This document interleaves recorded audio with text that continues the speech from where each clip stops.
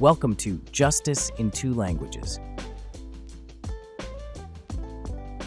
Hey everyone, welcome into an all-new episode of Justice in Two Languages with my buddy Attorney David Idinopulos, the founder of Elias Law over in Albuquerque, New Mexico. I'm your host, Mike Leon. David is a bilingual personal injury attorney who walks alongside people whose lives have been turned upside down, helping them steady themselves through fear, uncertainty, and that long road ahead, to recovery. Today's episode, we're going to be talking about what challenges David, what motivates him, what this profession has taught him about the people that he's helping, the loss, the resilience, all of it. David's going to explain in just a second. David, it's good to see you. We've talked in our last episode about you personally and the work, but when you think about the work that you're doing today, what's pinpoint one part for us that still feels emotionally challenging, even after all these years of experience that you have in this profession? Sure. Thank you. Thank you so much for that question, and thanks for having me back. I don't know why you keep having me back, but you keep having me back. So the emotionally challenging part, and there are several, right? But the emotionally challenging part, very often, is having to deliver bad news to a client. Many times you have an accident, you have an explosion, something terrible has happened to a human being, to a loved one, and you want to help obviously that person as much as you possibly can. And you understand as well that person is relying upon you to get them the justice, the money, the compensation to rebuild their lives, to give them the resources that they need to go on, right? But cases go south, and they go south for all different kinds of reasons. And you can take a case in, think it has a value, discuss what you're going to do with that client, and then somebody throws you a curveball, or you strike out because a witness doesn't say what you thought a witness would say, something along those lines. And you have to deliver bad news to a client. And it can often be devastating because, of course, the client has tied everything in their lives in that period of time that you are representing them to that case. And you have to tell them, this is not going to go the way that you want it to go. That's a tough one. And, as an attorney, we have an obligation to do it. There is never a good time to deliver bad news. And sometimes are better than others to deliver the bad news. But at the end of the day, as a lawyer, you have got to be straight with a client. You've got to tell them, and that's tough. Yeah, I had a police officer friend once upon a time tell me I'm meeting people at their worst moment, Oh right? yeah. So I have to understand that when I go there. So you meet these people at these moments where everything in their world has kind of changed. Take us inside when you go into that living room, you go into that kitchen. What does the initial conversation usually feel like from your side of the table? For my part, what I try to do, and this is I think a tip for lawyers, but it's also a tip for anybody. I think if you asked a salesperson or somebody like that, they would tell you the same thing, right? I walk in there and I try to make a connection with that individual before we start talking X's and O's, before we start talking about evidence, about insurance coverages and things like that. I try to walk in there and let my client know, hey, I am a human being too. You've lost a son, you've lost a daughter. I have sons, I have a daughter. I have some sense of what it is that you've lost, not what it is that you're going through, because I don't have that experience. I do know lawyers who have lost somebody close to them or have suffered a grievous injury. And those lawyers are very, very good at what they do because they can empathize with the experience of a client. I can't quite do that. But when I walk in, the first thing that I try to do with someone is to create a relationship, gain a rapport with that client, so that when I have to tell that client something good, something bad, this is how it works. A client understands, this person gets me. This person knows what it is that I'm going through. He's sensitive to my issues, to my needs. It's very important. And as I say, it's not just a skill that is germane only to being a lawyer. It's a good skill for anybody that deals with anyone to sort of gain that trust and gain that rapport before you get to the business end of it. David, how do you manage as well? And we've talked about this in previous episodes, but the emotional responsibility, carrying that weight of someone's story with you because you're representing them as their lawyer? How do you carry that responsibility without becoming overwhelmed by it? Early on in my career, I was not particularly good at it. Early in my career, it was a very overwhelming experience to be, to have to deliver bad news, to be the shoulder that clients were crying upon. And it ate me up at night. I would leave a client's home and just sort of drive around for a while. Again, this is a practice tip, not just for lawyers, but human beings. You have to have somebody who is in your corner. You have to have somebody who is going to support you.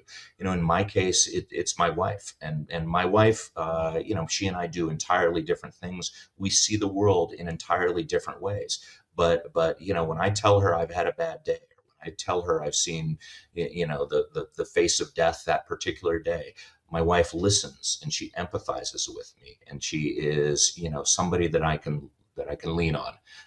And you have to have that in your life. If you don't have that in your life, you're probably a sociopath, to be honest. If you don't have somebody that close to you that you can confide in, for me, it's important. Yeah.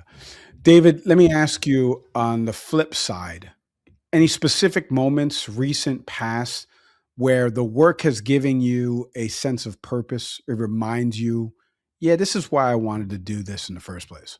Yeah, I'll give you a funny little story, and it's not where you might think that I would go. I think you or the average listener might think, okay, he's going to tell us about $1 million jury verdict, or a multi-million-dollar settlement, or something like that. I'm not going to tell you that story. The story that I'm going to tell you is the story of a guy who broke his ankle carrying out a laundry basket of laundry from his apartment complex to his car so that he could get in his car and drive to the laundromat. And he called me one day and he said, "Hey, I got a broken ankle. That my apartment complex won't do anything for me. I wonder if you'll take a look at the case." And I'm thinking, man, this sounds like a terrible case. But I go to the apartment complex and I see that there is a back door to the apartment complex, and the only way to get to the parking lot is to go across the lawn, because nobody has at the apartment complex thought to create a walkway there.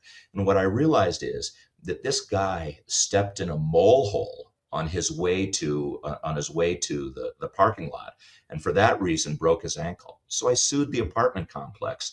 Well, the defense attorney filed what's called a motion for summary judgment, right? A motion to have the case thrown out because the evidence is obvious and this case should be thrown out as a matter of law. And he said, look, it's open and obvious. The guy's walking across a lawn. He should know not to do that. I argued the case in front of the judge. I said, look, there's no sidewalk here. The only other way to get to the parking lot is to walk in the driveway, which means that he's placing himself around the corner of a blind curve, which means he could get run over. And as far as the mole holes are concerned, Your Honor, moles are underground, and you don't know today that this mole hole is going to be in the same place. It might be in a different place.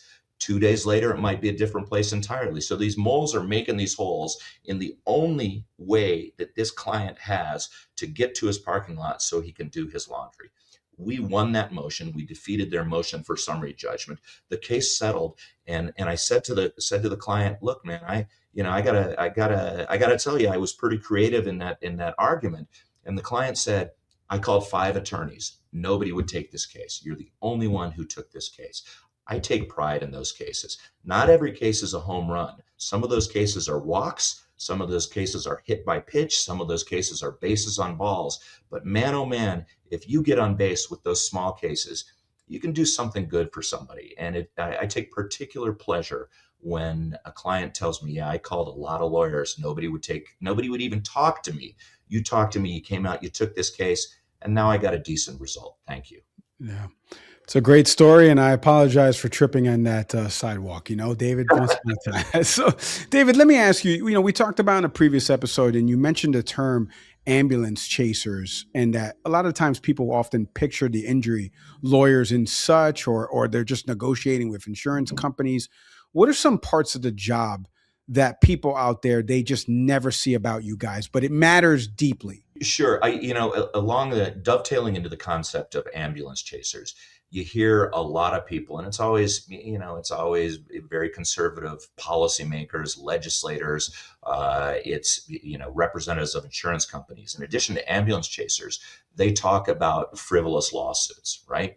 And many times, they talk about frivolous lawsuits, frivolous lawsuits. Oh my God, all these ambulance chasers filing these frivolous lawsuits.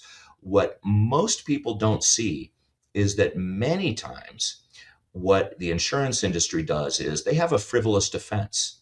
There is a case that should settle. We represent a client. We send a demand to the insurance company. That the insurance company says, "Hey, we're not going to settle this case. This is a BS claim, and if you file this lawsuit, it's going to be a frivolous lawsuit." And then you take some depositions, and all of a sudden, the insurance adjuster is calling you and saying, "Hey, can we offer $145,000 out of a $150,000 policy to settle this case?" That's a case for which we never should have had to file suit, but for the fact that the insurance company wanted to see if its frivolous defense would work. I'll give you an example. I represented a young man who was shot in a drive-by shooting. And here in the state of New Mexico, if you are shot in a drive-by shooting, you have the right to make what is called an uninsured motorist claim. You have the right to sue your own insurance company for the damages that you sustained.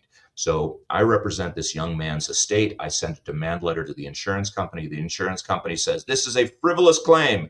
We will not pay this claim." We file a lawsuit. And about 4 months after we filed that lawsuit, that very same insurance adjuster who had excoriated me on the phone, told me what a schmuck I was, right, is calling to say, "We got a $150,000 policy. I want to save a little bit of money off this policy. Can we get it settled for $145,000?" That was the example that I just used. And so we settled it for $145,000. We never should have had to file that lawsuit. But that's the kind of thing that many people don't see. They see the bad cases that we file. They never see the bad defenses that the defense makes up. Yeah. Great story again. And in that, there was an unexpected turn in that, right? So some of these cases are straightforward, as we know just from statistical data. Some are filled with unexpected turns. What has tested your resiliency or your perspective the most over the years? The knowledge that you have to keep grinding on a case, right? If you are prepared to, somebody flashes a shiny object in front of you, and that shiny object is, a nice little settlement, right?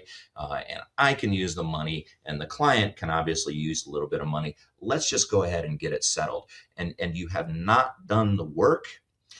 That's what tests your resiliency. In order to achieve a real result for a client, you gotta be willing to put in the efforts. We're representing a young lady who was attacked in a big box retail store, and she's a homeless woman, right? And the store has accused her of shoplifting.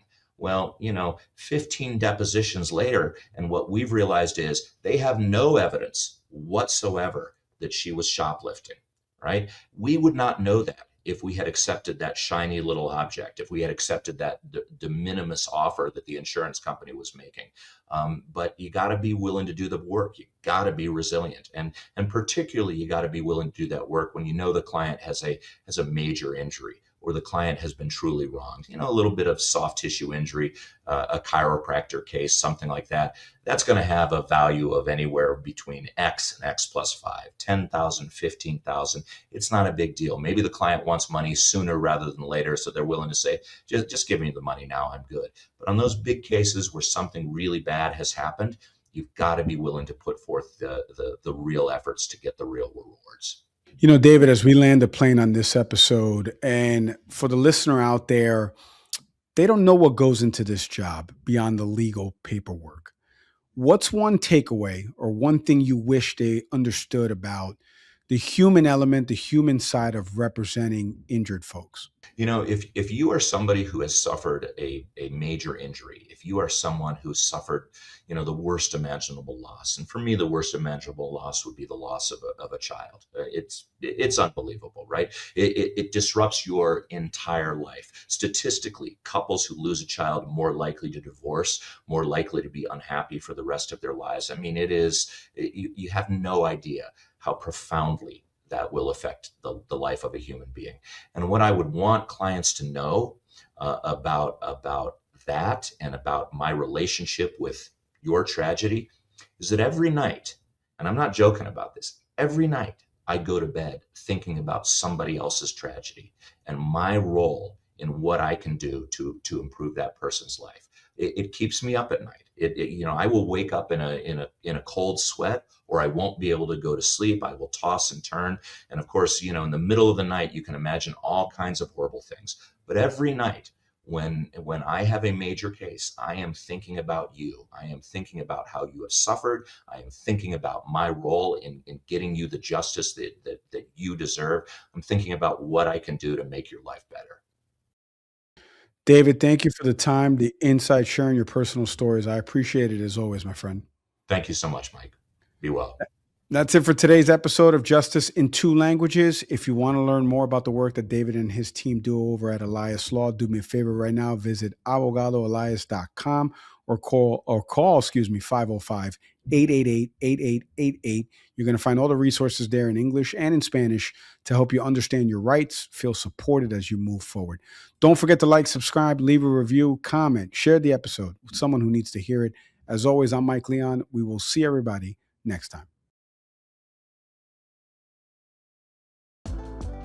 Thanks for watching. Be sure to hit that like and subscribe button and leave us a review in the comments.